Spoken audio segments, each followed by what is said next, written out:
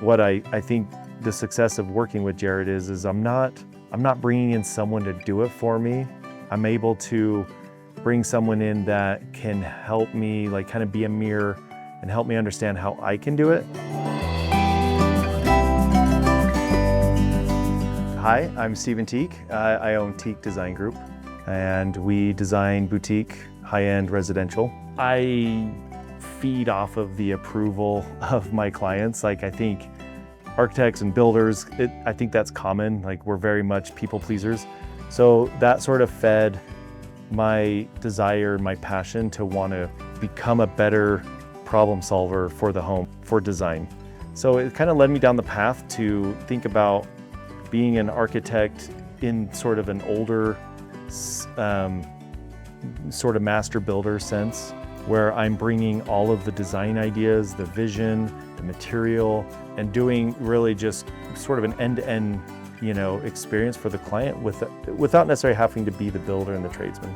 It's not a typical business model.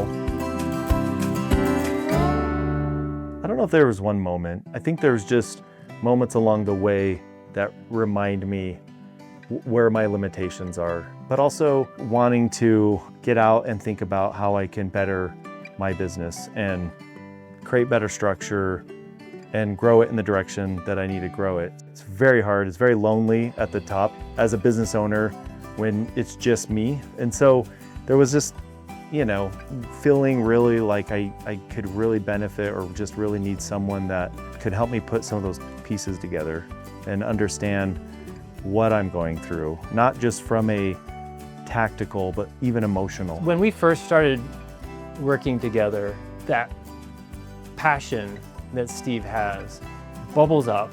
He wants to be at the finish line already, and it's awesome. It makes him, it's one of his superpowers. I think one of the first things that we started focusing on was the why, the purpose. What drives Steve?